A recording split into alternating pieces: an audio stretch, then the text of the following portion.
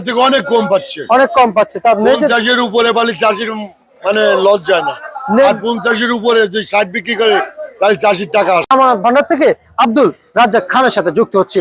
আসসালামু আলাইকুম। ওয়ালাইকুম আসসালাম। কেমন আছেন? আলহামদুলিল্লাহ ভালো আছি। কাকা খুব তো ব্যস্ত দেখা যাচ্ছে আপনাকে। খুব ব্যস্ত আমি, মানে ক্রেতাদের চাহিদা এবং বেচা বিক্রি নিয়েই তো আছেন, কিন্তু আমি জানতে চাই, কিন্তু আমি আপনার কাছ থেকে জানতে চাই যে আজকে যে সর্বশেষ যে অবস্থান রয়েছে কৃষকের এই পেঁয়াজ নিয়ে, আসলে কৃষকের কি ন্যায্য দাম হচ্ছে?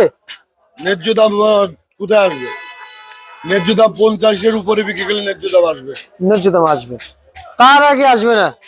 মাল বিক্রি করছে 38, 40, 45, এটা কি দাম পাচ্ছে নাকি? দানা খরচ হয় না, বস্তা খরচ হয় না। আচ্ছা আচ্ছা আচ্ছা আচ্ছা, ঘরে তো পেঁয়াজ তো মাশাআল্লাহ আমদানি ভালোই হলো না, ডেলি 700-800 বস্তা ভাই। আচ্ছা, কৃষক সব কৃষক, সব কৃষক সব কৃষক মানে পেঁয়াজ নিয়ে এসে ধরা খেয়ে গেছে, মানে না ধরে না, লস যাচ্ছে। ওইটাই তো, মাল বিক্রি হয়ে যাবে, সব পেঁয়াজ তো বিক্রি হবে তা আমিও জানি, কারণ পেঁয়াজ 4টে থেকে বেচা আরম্ভ করছি। কারণ আমি জানি কারো সবার ঘরে পেঁয়াজ থাকলে আমানত ভান্ডারে পেঁয়াজ থাকে না, সেটা আমি জানি, কারণ এই ঘরে 1200 থেকে 2000 বস্তা বিক্রি করা সম্ভব একদিনে, এটা আমি নিজেও জানি। কিন্তু আমি আপনাদের ঘর থেকে গত কয়েকদিন কিছু তথ্য পেয়েছি, কৃষকরা বলেছেন এলসি যেহেতু বন্ধ করছে, তাহলে এত এলসি এখন কোথা থেকে আসছে? ওই যে এলসি গুলা করা ছিল ওরা গোডাউনে রাখছে। জি জি, আমরা সবাই লস যাচ্ছে, তাদের বুটা লস যাচ্ছে, মোটা লস যাচ্ছে, তাদের লস যাচ্ছে, চাষিরাও বাদ যাচ্ছে। তা দোষটা কার তাহলে এখানে? সরকারের। সরকারের। তা আর কৃষক কাদের? মূলত কাদের? এগুলা চিন্তা করে নাকি কেউ? কৃষক কি দেশের না? দেশেই তো।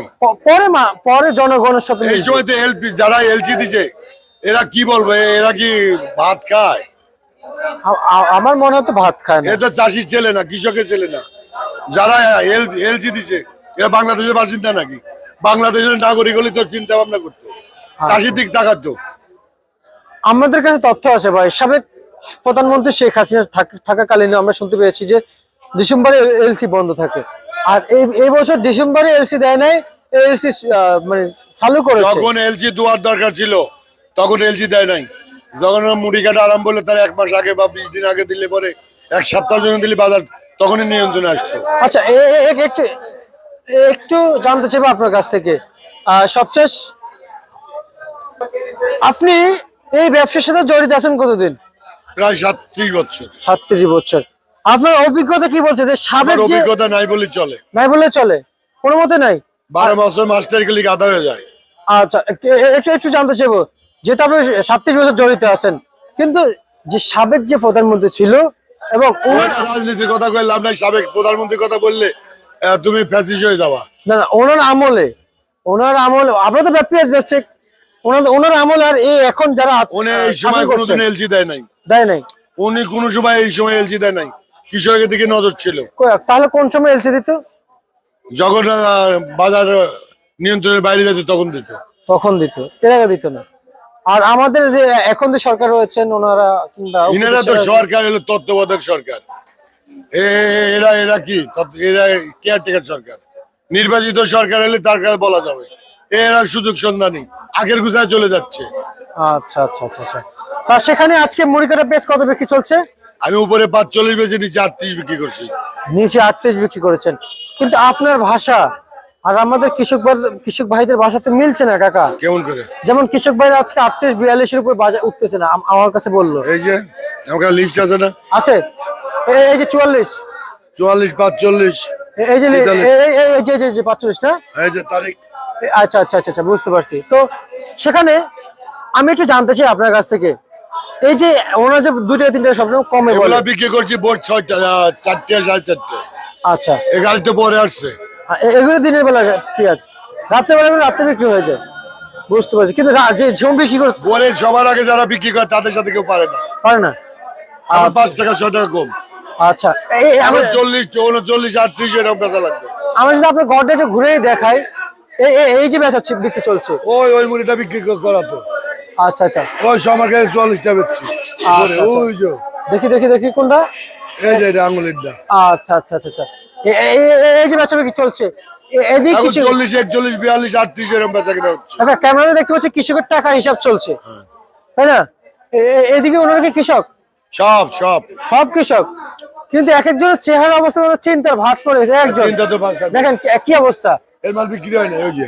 আচ্ছা, মানে এক একজন কৃষকের যে অবস্থান তাকানোই যাচ্ছে না কৃষকদের দিকে। আচ্ছা আচ্ছা আচ্ছা।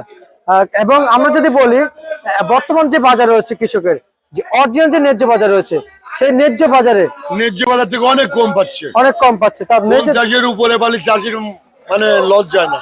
আর 50-এর উপরে যদি 60 বিক্রি করে তাহলে চাষির টাকা আসে। আচ্ছা আচ্ছা, ন্যায্য বাজার তো তাহলে কত আছে? মানে কত 60 বিক্রি চাচ্ছে? করলে কৃষকের বুকে হাসি ফুটবে। এরা ফুটবে না। আর আদৌ সম্ভব কিনা যায় না, তবে যদি এলসি না আসে আর তাহলে এলসি বন্ধ হয়ে এলসি গোডাউনে মাল রাখছে না তারা, পর্যাপ্ত পরিমাণে এলসি আসতেছে। আচ্ছা আচ্ছা, আমরা যদি ভুল না করি, যে আপনার নাম তো আব্দুল রাজ্জাক খান। হ্যাঁ। আচ্ছা, কিন্তু আপনাদের এই ঘরে তো এখন হয়তো মুড়ি কাটা পেঁয়াজ আসতেছে, কিন্তু আপনাদের এই মুড়ি কাটা পেঁয়াজের সিজনে নতুন রসুন আসে নাই, কিন্তু পুরাতন রসুন তো মার্কেটে আছে। আমরা এখন নতুন পুরান রসুন নামাই না, নামান না, কিন্তু মার্কেটে তো আছে। 60 টাকা থেকে 75 টাকা রসুন বিক্রি চলছে। আর এই যে আপনাদের পাশের ঘরে আলু কত বিক্রি হতে দেখলেন? আলুর বাজার জানি না আমি। মানে খবর নেন নাই? মানে আজকে মানে মানে 2 দিন আগের থেকে মনে হয় একটু বাজার বেশি, 20-22 টাকা। 20-22 টাকা। আচ্ছা আচ্ছা আচ্ছা, বুঝতে পারছি। আর আজকে আমরা বাজার তালিকা জানতে পারছি, সেটা শুধু আজকের জন্যই তো? হ্যাঁ, সকালে এক বাজার বিক্রি করছি, এখন আর এক বাজার। আচ্ছা, কিন্তু আমি এবার আপনার আমরা শেষ পর্যায়ে আছে নিউজ বলে রাখি, এবং আমরা ভারতে দেখেছি কৃষক যখন পেঁয়াজের দাম পায় না, রাস্তা ঢেলে গড়াগড়ি খায়। আর আমাদের দেশে গত বছর আন্দোলনে গেল সেনাবাহিনী নাকি পিটায় উঠাই দিছে। এটাই তো স্বাভাবিক, এটা বাংলাদেশ। এরা বেশি কথা বলে মব সৃষ্টি হয়ে যাবে তো। বেশি কথা বলে মব সৃষ্টি হবে। আচ্ছা আচ্ছা আচ্ছা আচ্ছা, তুমি দেশের কথা বলবে তারা। বুঝতে পারছি। আর আমি একটু জানতে চাইবো, তাহলে সেনাবাহিনী যে পিটাইলো, কারে পিটাইলো? দেশের কৃষকরা তো পিটাইলো। তারই ভাই ভাইদের ক্যাপিটাল সেনাবাহিনী, তার ভাই বিদেশ থেকে আসে নাই না, তারই সে তো বাংলাদেশি, এরাও বাংলাদেশি। আমরা যদি জানি যে সেনাবাহিনী তো সবার দুঃখ কষ্ট সবকিছু বুঝে, কিন্তু তাহলে পিটাইলো কৃষকের দুঃখ বুঝে?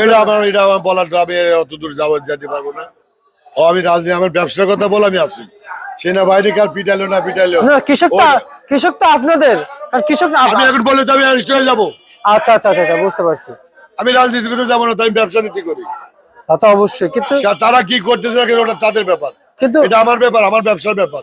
আমি ব্যবসার লিগে লাইনে কথা বলবো। কিন্তু ঠিক আছে, এই যে কৃষক যে পেঁয়াজ রাস্তা ঢাললো, সেগুলো আপনারা বিক্রি করবেন অবশ্যই, তাই না? অবশ্যই সেই পেঁয়াজ গুলো আপনাদের কাছে বিক্রি করতে দাম এগুলা পাচ্ছে না?